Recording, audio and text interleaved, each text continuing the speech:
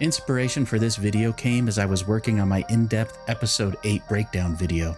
I ended up writing several pages just about the history and lore related to the cold open scene from the finale. So I decided it would be easier to just make a separate video about it. So, welcome to Unraveling the Pattern.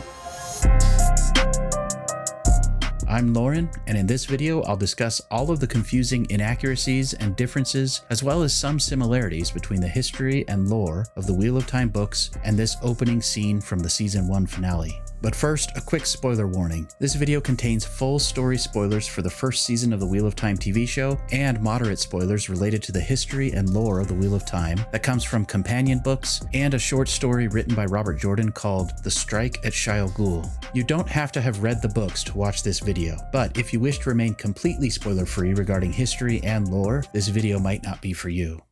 In the previous episode, we finally got the big reveal that Rand is the Dragon Reborn. It's not entirely clear from the show what this means yet, but this episode starts with a flashback of the previous incarnation of the dragon from 3,000 years ago. His name was Lews Therin Telamon, and he lived in an age that is now called the Age of Legends. I dive deeper into the history in some of my other videos, but here are the basics. Over 3,000 years ago, women and men who could channel the One Power were trained to become Aes Sedai. They worked together, combining both halves of the One Power for the good of society. Lews Therin Telamon was a man of great honor. He was the most powerful Aes Sedai and political leader in the world. He was also the leader of the forces of the light and was fighting a losing war against the shadow. Latra Posey Dekum, the woman in white, was also an influential political leader for the light. In this scene, Lews and Latra are speaking in the Old Tongue, arguing about Lews Therin's plan to go after or cage the Dark One. In a nutshell, Lews Therin wants the support of male and female Aes Sedai to attack the Dark One at his source in an attempt to reseal his prison and end the War of the Shadow. Latra Posey, who has the majority of female Aes Sedai support on her side, disagrees with his plan, claiming it's dangerous and prideful and could lead to the corruption of the One Power. There are a few things about this scene that were confusing to book readers and seem to be inaccurate. First, the world that Lews Therin and Latra Posey live in here is presented as a peaceful, futuristic utopia, but in the books this is supposed to be a time of great war and upheaval, with the major cities like this one already destroyed in the war. Some fans claim that the world shouldn't seem this peaceful at this point in history. Second, this scene is presented to make it seem like Lews Therin chose to go after the Dark One simply out of arrogance and not with any great need. Why would Lews Therin attempt to cage the Dark One if they seem to live in a peaceful world? Third, Latra Posey claims that if Lews Therin does attempt to cage the Dark One, the male half of the One Power could be corrupted. While this is what eventually happened, there's no way that the people of this world at this time could have possibly known that the Dark One would corrupt saidin. And it makes Lews Therin seem even more arrogant for trying, considering he already knew the risks. And fourth, Lews Therin and Latra Posey have different titles and seemingly different roles, which is inaccurate to book lore. It might be easy to chalk these issues up to bad writing, or to even dismiss these changes as a way for the show to simplify the complex lore for new viewers, which I agree with to an extent, but I actually think there's more to all of this than that. And to me, these little changes prove that the writers understand the history and lore and are going to be expanding it in future seasons. But that doesn't mean it's all the same as the books.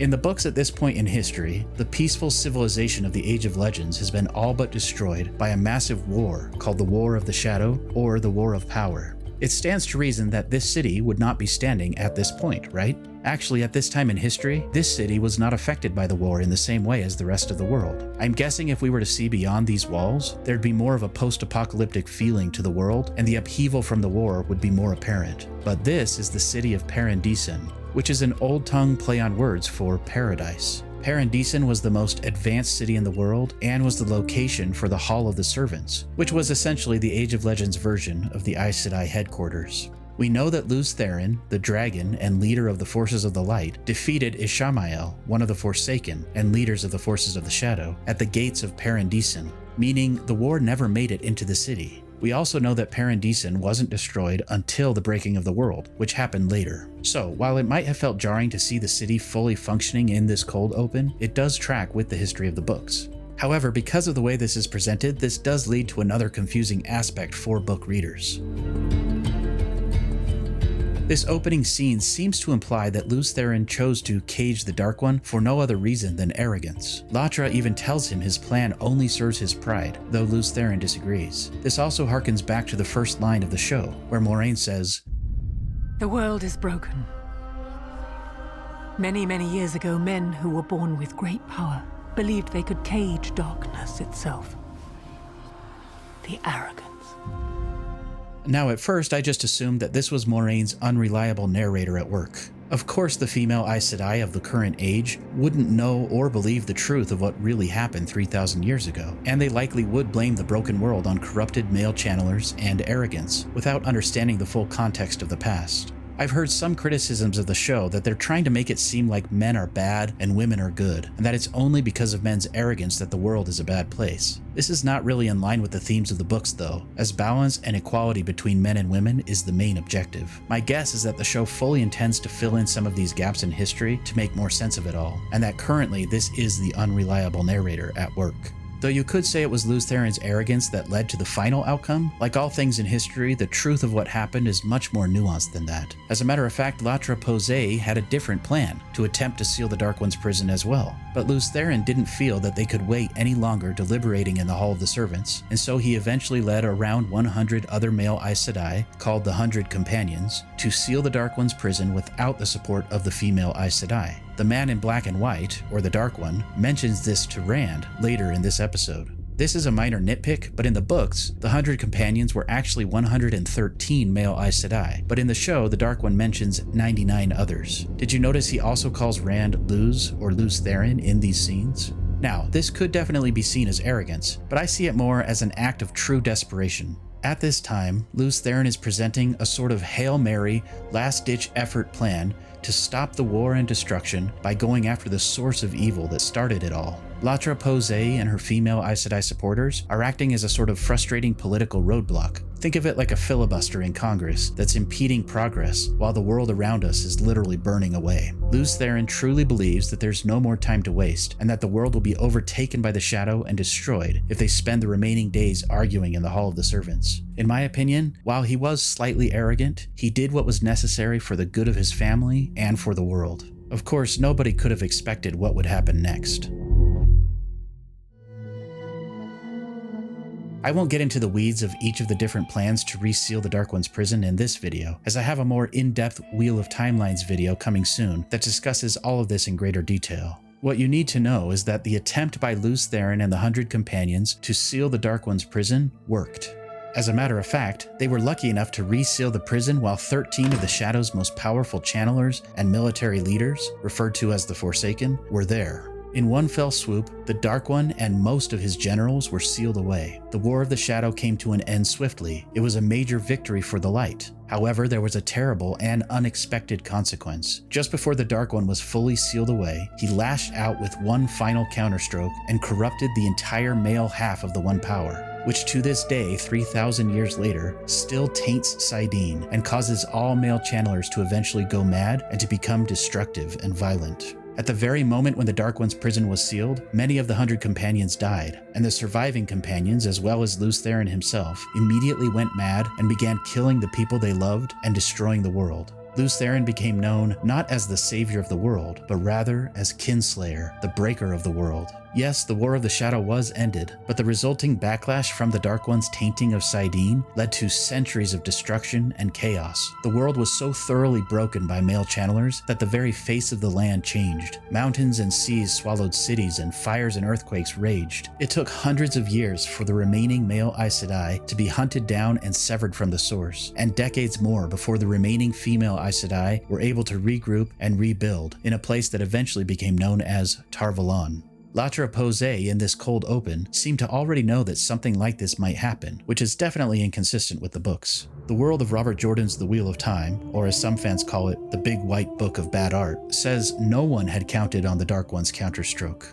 Now, I understand why this change was made for the show. In an adaptation, there's little time on the page to explain complex lore and backstory, so they often cut corners or simplify things for a wider audience. I get it. But it's also an oversimplification that myself and some book readers disliked. Once again, this conversation and the way it was presented really puts Lews Therin in a bad light. It makes it seem as though none of the terrible things that happen later, like the breaking of the world and the regression of society, would have happened if Lews Therin would have just stayed back and not attacked the Dark One. The problem is that if the Dark One had not been sealed away, the War of the Shadow would have likely resulted in a much worse ending, with the very world and the Great Pattern being rebuilt in the Dark One's image. Or worse, the wheel might have been broken and the entire pattern could have unraveled, causing the very fabric of reality to cease to exist. Another reason why this feels like an oversimplification is that one of the big questions of the series is, if the female Aes Sedai had helped to seal the Dark One's prison, would Saidar, the female half of the One Power, also have been tainted, or would the plan have fully worked and the Dark One's prison would have been permanently sealed with no repercussions? Finally, this might be considered a bit of a nitpick, but some of the titles and roles in the past seem to have been changed for the show. In the books, we're told that Lews Therin wore the Ring of Tamerlane and sat on something called the High Seat in the Hall of the Servants. Essentially, he was the Amerlin seat of his time, and Robert Jordan said he was the most powerful person in the world. But this opening scene seems to imply that Latra Posey is the leader of the Aes Sedai at this point, and that perhaps Lews Therin has fallen from grace. He calls her the Tamerlane Seat and Watcher of the Flame, which is not in line with Robert Jordan's lore. My guess is that they're trying to show more parallels between the past Aes Sedai and the current Aes Sedai, as well as between Rand and Egwene and Lews Therin and Latra Posey, but I talk about this more in my episode 8 breakdown. Latra calls Lews Therin the Dragon Reborn, which is a bit odd for book readers because Lews Therin was considered to be the dragon, and it wasn't until after his death and the prophecies of the dragon being reborn that his future incarnation was referred to as the Dragon Reborn. Perhaps they made this change to simplify things for a wider audience as well, but it doesn't sit right for some book fans. To be fair, in the metaphysics of the Wheel of Time, this age has come before, and Lews Therin or Rand al'Thor, or whoever he was in a previous turning of the wheel, was probably called the Dragon and or the Dragon Reborn. So it's possible that the people of the Age of Legends knew that Lews Therin was a reborn hero from a past turning of the wheel. But this still doesn't really fit in with the ideas that Robert Jordan suggested, because by the time an Age of the Wheel comes again, any memory of that age has been long lost and forgotten. This is explained in the opening paragraph of every single Wheel of Time book. For those of you scratching your heads over what I'm talking about, check out my in-depth deep dive video all about the metaphysics of the Wheel of Time, repeating ages, and the Great Pattern for more info. I also have a few bite-sized WOT 101 videos dedicated to these topics, and I have an ongoing deep dive series of videos called Wheel of Timelines. The next part of the series will discuss more of the details behind exactly what happened during this time in history. Remember also that I'll be discussing more of these details related to the TV show, including some of the cool Easter eggs and themes I found in this scene and in the whole episode in my episode 8 Unraveled video. I really hope that we'll eventually get the iconic scene that comes from the prologue of the Eye of the World in the show. I won't spoil it here, but we actually learn of how Lews Therin died right in the very first chapter of the first book. I think they're intentionally setting things up with flashbacks in the show to eventually give that scene more context when it finally is revealed, and I can't wait to see it. What do you think about how the past is portrayed in the TV show? Do you think they'll give us more info and fill in some of the confusing or seemingly inaccurate details as the show progresses? Or do you think these are actual changes that are here to stay with no further explanation? Please remember to label book-related spoilers in your comments, or I might have to remove them. As always, special thanks to my Patreon and YouTube supporters. I don't use channel sponsors at this time, so if you like what I do here, please consider supporting me on Patreon or here on YouTube. Tiers start as little as $1 per month. Thanks for watching.